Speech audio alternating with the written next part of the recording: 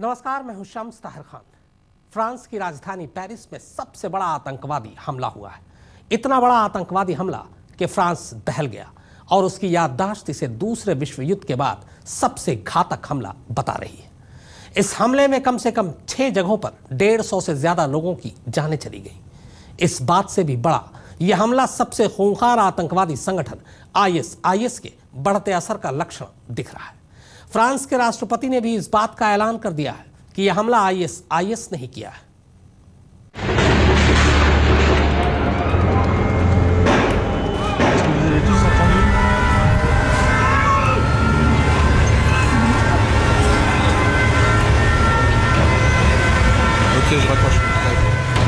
संवेदना जिस शहर की पहचान है वो आतंक के खूनी हमले से लहू लुहान है। जिस शहर में 71 साल में कभी कर्फ्यू नहीं लगा वो अब सन्नाटे की टीस में जी रहा है। जिस शहर ने 70 साल से कभी हिंसा की ऐसी चिंगारी जलती नहीं देखी वो दूसरे विश्व युद्ध के बाद आज युद्ध वाली स्थिति में खड़ा है।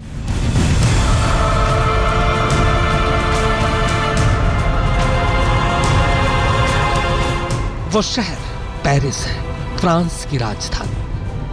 दुनिया भर में एफिल टावर की ऊंचाई और उससे भी ज्यादा आधुनिक सोच और विचारों के शहर के रूप में। लेकिन शुक्रवार की रात आईएस के आतंकवादियों ने इस शहर को बेगुनाहों के खून में डुबो दिया। We managed to escape through a door that was right on the stage, and we hid there for 2 hours. 25 people in a room, all stacked, one against the other, crouching and hearing Kalashnikov shots. It was as if people were being tortured. They were hurt because they were being shot. There were blasts coming from everywhere. We tried escaping and then we ended up in front of the guy, but he didn't shoot us, so we were able to escape. Le tank qui raccroche, je traversais et directement boum, ça a explosé devant moi.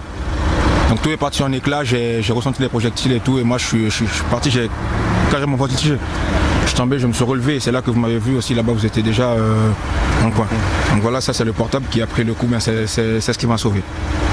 Sinon ma tête, ça partait en éclats quoi. जिस वक्त इंसानों की शक्ल में हैवानियत के भेड़िए Paris की सड़कों पर घात लगाए बैठे थे, उस वक्त वहां के नेशनल स्टेडियम में फ्रांस और जर्मनी के बीच दोस्ताना मैच चल रहा था। यहाँ 80,000 लोगों की भीड़ में राष्ट्रपति फ्रांसवा ओलांद भी बैठे थे। तभी बम धमाका हुआ।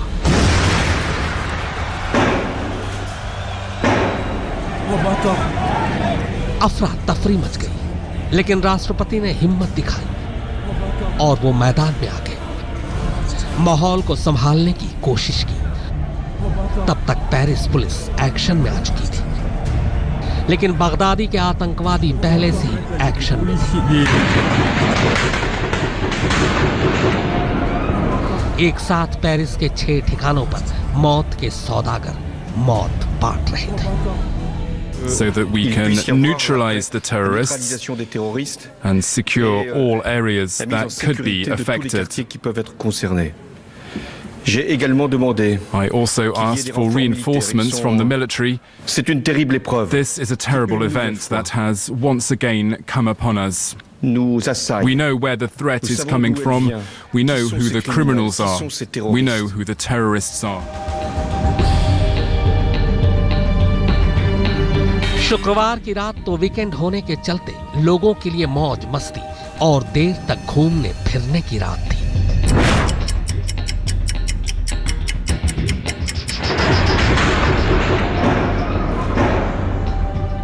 रात के अभी 9 बजे थे कि सबसे पहले धमाके की खबर एक रेस्तरां और बार से आई।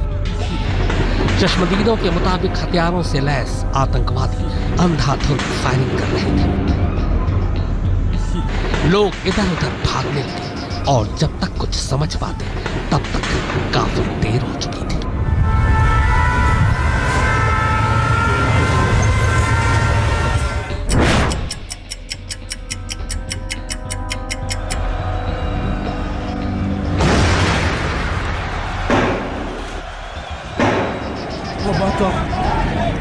थोड़ी ही देर बाद पेरिस के नेशनल स्टेडियम के बाहर बड़े धमाके की आवाज सुनाई दी, जहां खुद राष्ट्रपति मौजूद थे। यहां स्टेडियम के बाहर 2 जबरदस्त धमाके हुए।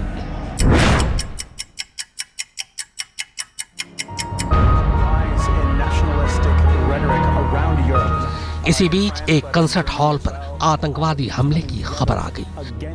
आतंकवादियों के खूनी हमले में सबसे ज्यादा मौतें हुई बाटाक्लान के कंसर्ट हॉल में। यहां आतंकवादियों ने 100 लोगों को बंधक बनाया।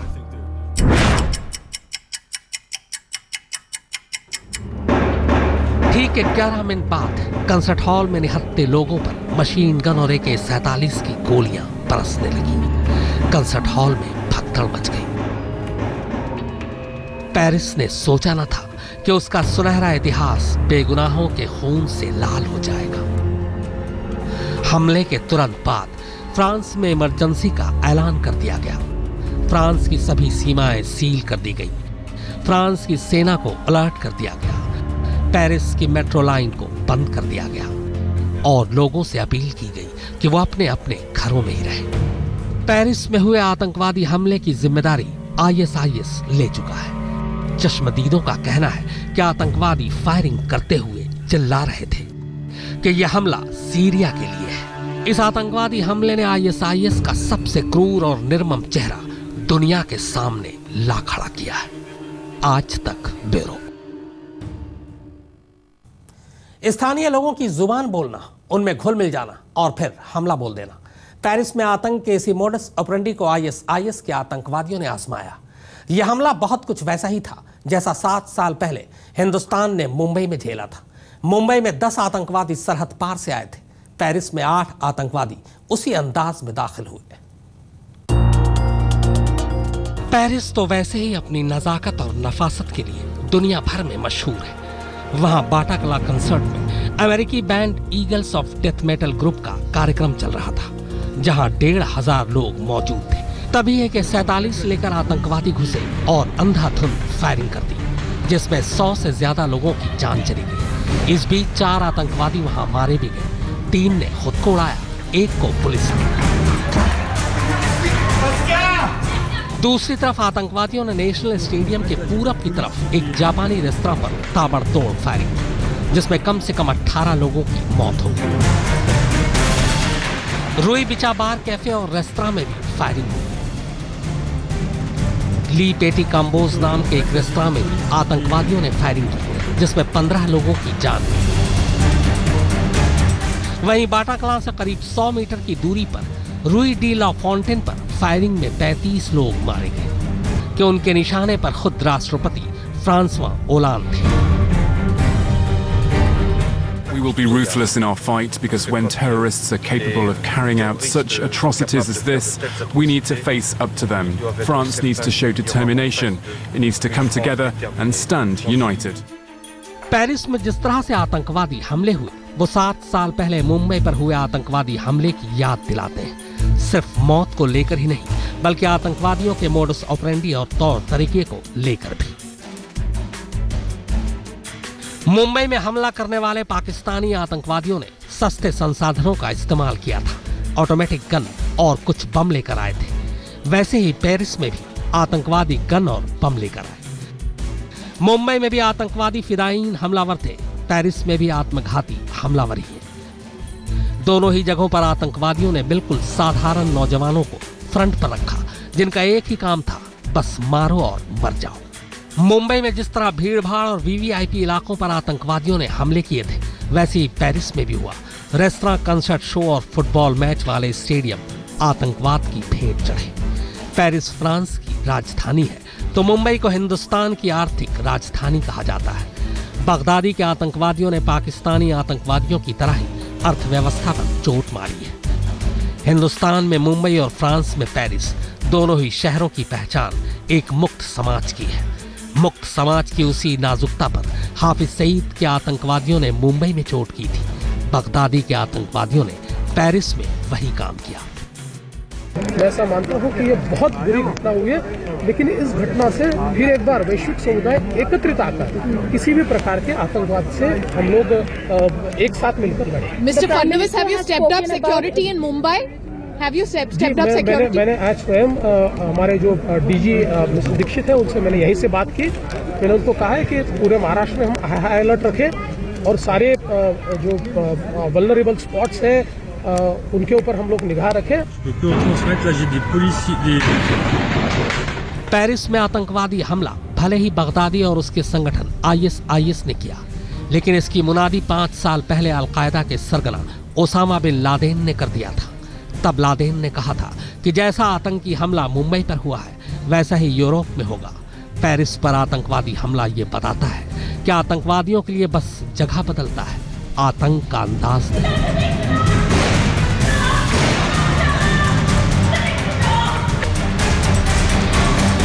9/11 का दर्द 14 साल पहले अमेरिका ने भोगा था।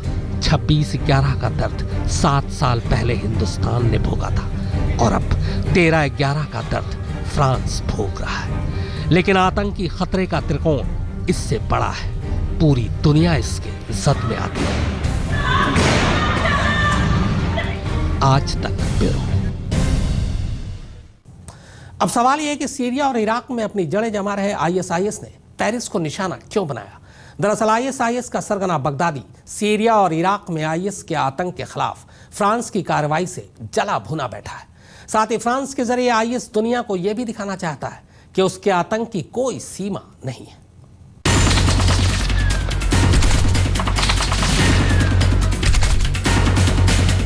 फ्रांस के लिए इस साल की शुरुआत ही पेरिस में शार्ले आब्दी के दफ्तर पर आतंकी हमले से हुआ। बस एक कार्टून के विरोध के नाम पर मानवता की मौत बांटी जा रही थी। फ्रांस अभी उस सदमे से निकलकर आतंक के खिलाफ कमर कसता और अपने नागरिकों को हिफाजत की गारंटी देता कि 13/11 की घटना ने इसे पूरी तरह झकझोर दिया। खुशबू के शहर में आतंक बजबजाने लगा।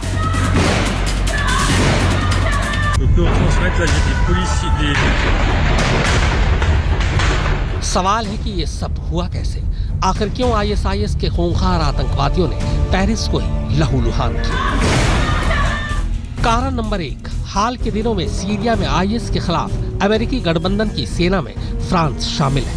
फ्रांस की तरफ से हवाई हमले भी किए जा रहे हैं। कारण नंबर 2, जॉर्डन में तैनात फ्रांस के 6 मिराज सीरिया में IS के ठिकानों पर बमबारी कर रहे हैं। कुछ दिन पहले ही फ्रांस के राष्ट्रपति ने अपने सबसे बड़े जंगी जहाज शार्ल द गॉल को युद्ध में झोंक दिया था। कारण नंबर 3, अमेरिका की अगुवाई वाले गठबंधन के तहत फ्रांस सितंबर 2014 से इराक में IS के खिलाफ हमले कर रहा है। कारण नंबर 4, फ्रांस ने माली में अलकायदा के खिलाफ 2013 में मोर्चा खोला था।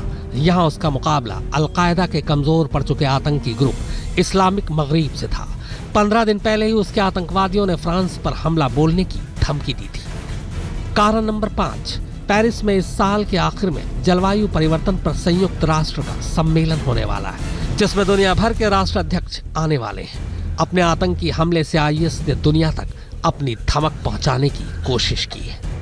कारण नंबर 6, फ्रांस में IS के स्लीपर सेल सबसे ज्यादा एक्टिव है, लिहाजा यहीं पर हमला बोलने के लिए माहौल माकूल मिला।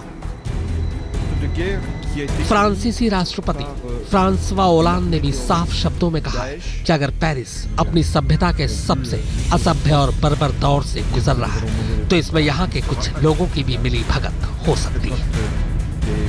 So that we can neutralize the terrorists and secure all areas that could be affected.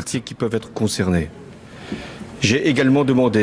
I also asked for reinforcements from the military. C'est une terrible épreuve. This is a terrible event that has once again come upon us. Nous assaillent. We know where the threat is coming from. We know who the criminals are. We know who the terrorists are.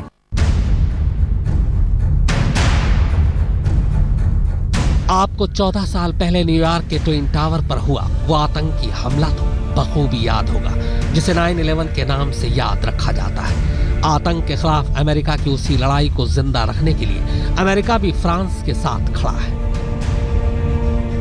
Our deepest condolences to the families of those who've been killed, to offer our prayers and thoughts to those who've been wounded. We have offered our full support to them. Paris पर हुआ हमला इस बात का सबूत है कि आतंक का खतरा किसी एक देश के लिए नहीं बल्कि पूरी दुनिया के लिए है। आज पेरिस आतंक के आंसू रो रहा है, लेकिन आतंक का साया तो समूची दुनिया पर मंडरा रहा है। आज तक ब्यूरो। आईएसआईएस ने जमीन पर पेरिस तक को लहूलुहान कर दिया, जबकि आसमान में उसका दावा है कि रूस के एक एयरबस को उड़ा दिया था। 2 हफ्ते पहले की ही बात है जब मिस्र के शर्म शेख से रूस के सेंट पीटरबर्ग के लिए उड़ान भरा विमान हादसे का शिकार हो गया और 222 लोग मारे गए।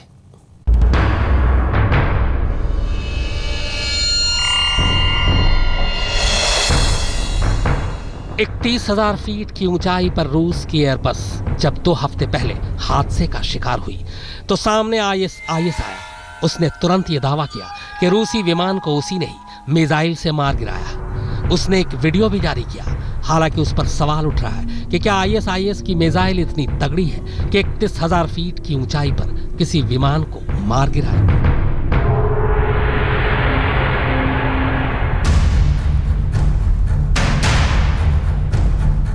लेकिन पेरिस की घटना ने उस आशंका को दहशत में बदल दिया है कि आतंक की मार से अब आसमान भी सुरक्षित नहीं है। साथ ही आईएसआईएस दुनिया को इन हमलों से धमकाना चाह रहा है कि सीरिया और इराक जैसे देशों में वो आतंक की अपनी दुकान को जिंदा रखना चाहता है। लेकिन रूस ने पहले दिन से ही उसकी कमर तोड़नी शुरू कर दी है। आज तक ब्यूरो। आईएसआईएस सबसे बड़ा खतरा। आप देख रहे हैं हमारी ये खास पेशकश।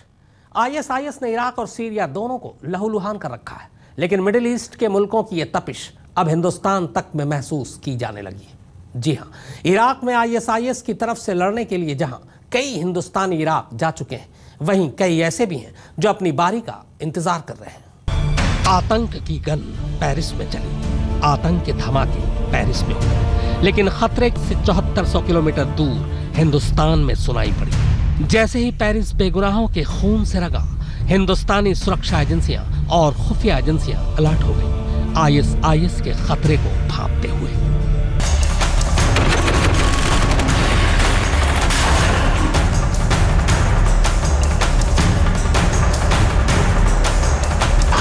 मजहब के नाम पर दहशत की हुकूमत कायम करने वाले इस आतंकवादी संगठन की वजह से अब तक जहां अकेले इराक में ही 6000 से ज्यादा लाशें बिक चुकी हैं, वहीं मरने वालों में बेगुनाहों, औरतों और बच्चों की एक बड़ी तादाद है। लेकिन इसके बावजूद आईएसआईएस लगातार अपनी बुज़दिली की दुकान चमकाने की कोशिश कर रहा है। अब आइए आपको इराक से दूर अपने हिंदुस्तान की एक ऐसी तस्वीर दिखाते हैं जिसका इराक में चल रही इस मौजूदा लड़ाई से बड़ा नजदीकी रिश्ता है।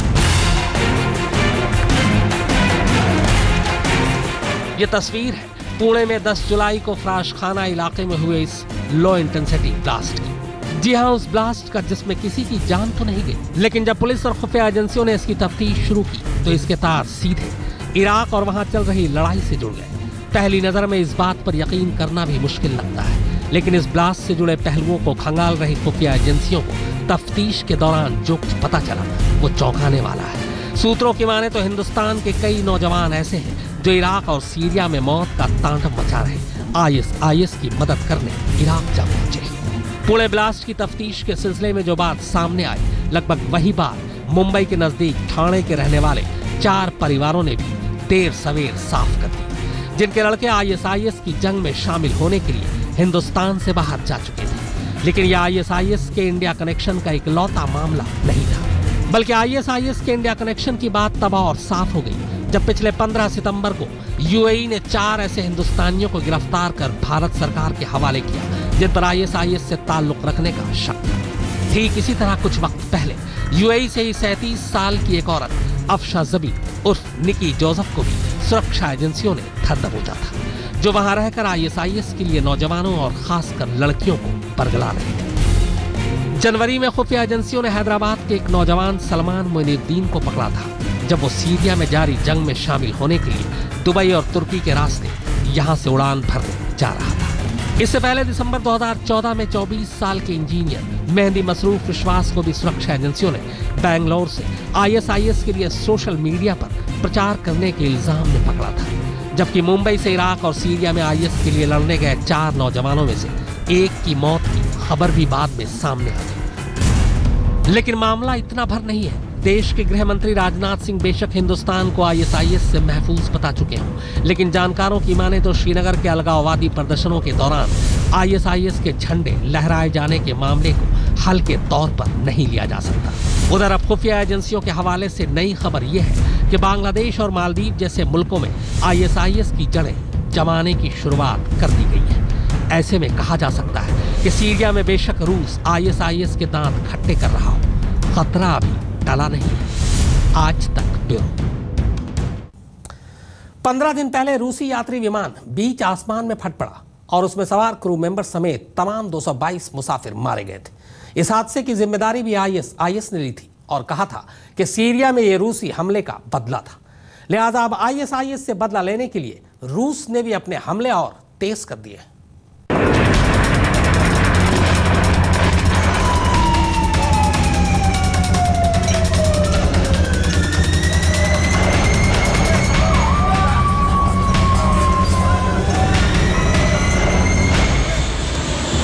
रूसी यात्री विमान हादसे के बाद गुस्से में है रूस।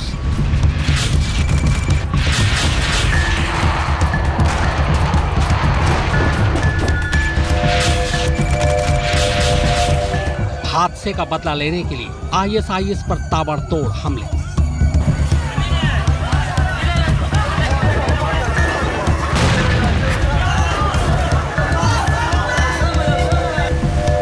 तीन दिन में ही दागे 137 मिसाइल।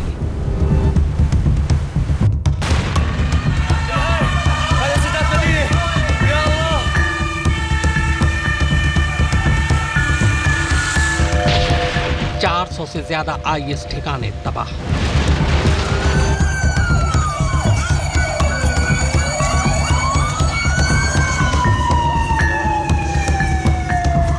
पर बहुत से बेगुनाहों की भी गई जान। इस तस्वीर को गौर से बस देखते जाइए। यह सीरिया का इदलीब शहर है।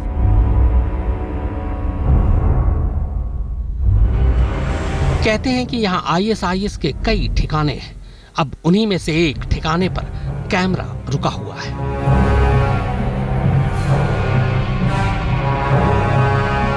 शहर अभी तक लगभग शांत है,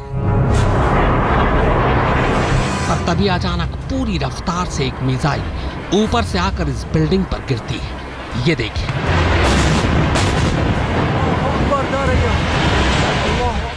इस मिसाइल को अब जरा स्लोमो में गिरते हुए दिखाते हैं। मिसाइल के गिरते ही अचानक एक जोर का धमाका होता है और साथ ही आग और धुएं के गुबार के बीच बहुत सी चीजें अचानक हवा में उछलती नजर आती हैं। यह मलबा भी है और इसमें इंसान भी। कैमरे के पीछे से बस एक ही आवाज आ रही है।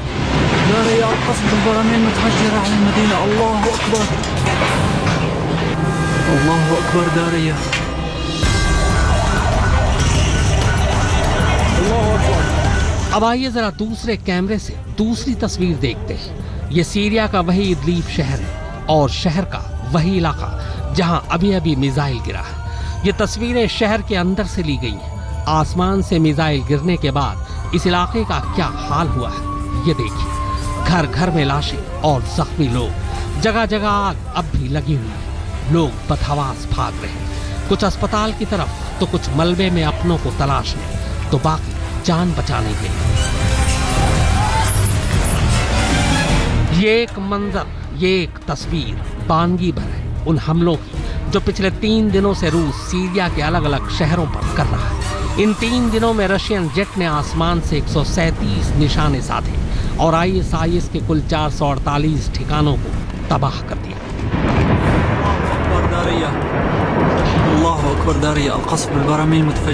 रूस के रक्षा प्रवक्ता के मुताबिक पिछले 3 दिनों में रशियन जेट ने सीरिया के अलेप्पो, दमास्कस, इदलीब, लताकिया, रक्का, हमा और होम्स में हवाई हमले कर ISIS के न सिर्फ ठिकानों को नेस्तनाबूद कर दिया, बल्कि इस हमले में ISIS के कई अनगाइडेड मिसाइल को भी तबाह कर दिया। रूस के रक्षा प्रवक्ता के मुताबिक उन्हें खबर मिली थी कि सीरिया के मोंदगार इलाके में आईएस अपने आतंकवादियों को अनगाइडेड मिसाइल सप्लाई कर रहा है, जिसका इस्तेमाल दमास्कस के रिहायशी इलाकों के साथ साथ हवाई हमलों को रोकने के लिए किया जा रहा था। इन हमलों के दौरान लताकिया के इलाके में सीरिया के अलकायदा ब्रांच तबहात अल नुसरा नाम के आतंकवादी संगठन के एक मोटार गन को भी बर्बाद कर दिया गया। हालांकि इन हमलों के बावजूद रूस ने चेतावनी दी है कि आईएसआईएस ने हवाई हमलों के बाद अपने काम करने का तरीका बदल दिया है। अब वो अचानक हमले नहीं कर रहा, बल्कि प्लानिंग के साथ करता है। यहाँ तक कि हथियार और गोला बारूद की सप्लाई का भी पूरा रूट आईएसआईएस ने बदल दिया है। पहले वो सिर्फ रात में ही हथियारों की खेप सप्लाई कर अपने लोगों तक पहुंचाता था। हालांकि रूस ने इस बात से इनकार किया है कि पिछले 3 दिनों में हवाई हमलों में तेजी रूसी यात्री विमान हादसे का बदला है। रूस का कहना है कि वो अभी भी इस बात की जांच कर रहा है कि विमान तकनीकी खराबी के चलते क्रैश हुआ था या फिर बम से विमान को उड़ा दिया गया था। ब्रिटेन ने कहा है कि रूसी विमान में बम था। 31 अक्टूबर को रशियन एयरलाइन मेट्रोजेट की उड़ान संख्या KGL 9268 222 मुसाफिरों के साथ शर्म अल शेख एयरपोर्ट से उड़ान भरने के सिर्फ 23 मिनट बाद ही क्रैश हो गया था, जिसमें सारे मुसाफिर मारे गए थे। आज तक इराक और सीरिया से शुरू होकर पूरी दुनिया को नफरत और दहशत जैसी बीमारियां देने वाला आईएसआईएस अब बेशक सबके लिए सिरदर्द बन चुका है, पर तारीख गवाह है कि जब इसकी बुनियाद रखी गई थी तब किसी ने भी इसे ज्यादा तवज्जो नहीं दिया था। लेकिन बेगुनाहों को मौत देने के इसने ऐसे ऐसे वहशियाना तरीके चुने कि दुनिया सिहर उठी। जून 2014 यही वो वक्त था जब आईएसआईएस ने दुनिया के नक्शे पर पहली बार अपनी मौजूदगी दर्ज करवाई। तब स्वयंभू कमांडर अबू बकर अल बगदादी ने अचानक ही एक रोज इराक के मोसुल और तिक्रित शहरों के दरमियान खुद को इस्लामी हुकूमत का सबसे बड़ा नेता बताकर सबका ध्यान अपनी ओर खींच लिया था। लेकिन इसके साथ ही बगदादी ने अपने जिस प्लान का खुलासा किया उसने पूरी दुनिया को चौंका दिया। बगदादी ने कहा कि वो जल्द ही दुनिया के तमाम इस्लामी मुल्कों के साथ साथ पूरी दुनिया पर अपनी बादशाहत कायम करके रहेगा। मगर हकीकत यह है कि तब भी दुनिया ने आईएसआईएस को उतनी गंभीरता से नहीं लिया था। वजह ये कि बगदादी से पहले भी इस दुनिया ने न जाने कितने तानाशाह पैदा किए, उन्हें झेला और उन्हें बर्बाद होते देखा। लेकिन इस्लामी हुकूमत के नाम पर आईएसआईएस ने जिस तरीके से कत्लेआम की शुरुआत की, उसे देखकर सबका सिर चकरा गया। अब तक ओसामा बिन लादेन के अलकायदा से अलग होकर पश्चिमी इराक और पूर्वी सीरिया के एक बड़े इलाके में ही सुन्नी आतंकवादियों का ये गुट धीरे धीरे अपने पैर पसार रहा था। लेकिन बगदादी के कमान संभालते ही आईएसआईएस ने अपने आड़े आने वाले तमाम लोगों को गाजर मूली की तरह काटने मारने की शुरुआत कर दी और इन तरीकों में सिर कलम करने से लेकर ऊंची इमारतों से नीचे फेंकने, जिंदा जला देने, बिठाकर सिर में नजदीक से गोली मार देने जैसी हरकतें शामिल थी। और तब अमेरिका ने मित्र देशों के साथ मिलकर दुनिया में आईएसआईएस के तमाम ठिकानों पर हमले की शुरुआत कर दी। जाहिर है इससे आईएसआईएस को झटका भी लगा और ब्रेक भी। लेकिन अब सीरिया के बहाने रूस ने जिस तरह नए सिरे से आईएसआईएस को मिटाने की शुरुआत की है, उससे लगता है कि अब उसके दिन गिनती के ही रह गए हैं। आज तक ब्यूरो। बस साल भर पहले तक दुनिया के लिए वो अनजान था, पर फिर अचानक ही वो पूरी दुनिया में कुख्यात हो गया। लेकिन ये सब हुआ कैसे? अचानक वो कैसे बन गया इस दुनिया का सबसे खौफनाक आतंकवादी? तो आइए अब आपको दिखाते हैं आईएसआईएस के सरगना अबू बकर अल बगदादी का पूरा सच। इब्राहिम अव्वाद इब्राहिम अली बद्री उर्फ अबू बकर अल बगदादी उर्फ इनविजिबल शेख उर्फ डॉक्टर इब्राहिम। नाम एक, शख्स एक, पहचान भी एक, लेकिन तस्वीरें फकत दो। अल-कायदा के चीफ अल जवाहरी के बाद इस दुनिया के मोस्ट वांटेड आतंकवादी की जो सबसे बड़ी पहचान है वो यही कि उसे पोशीदा रहना पसंद है।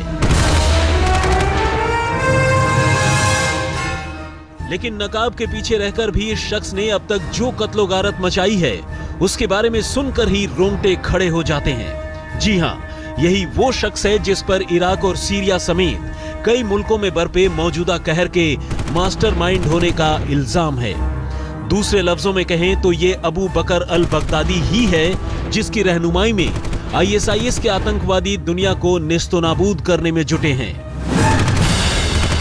बगदादी का मकसद सिर्फ और सिर्फ इराक और सीरिया को जीतना नहीं है, बल्कि वो तो तमाम लेवेंट मुल्कों यानी Cyprus, Israel, Jordan, Lebanon, Syria, फिलिस्तीन और टर्की को मिलाकर एक इस्लामिक अमीरात बनाना चाहता है।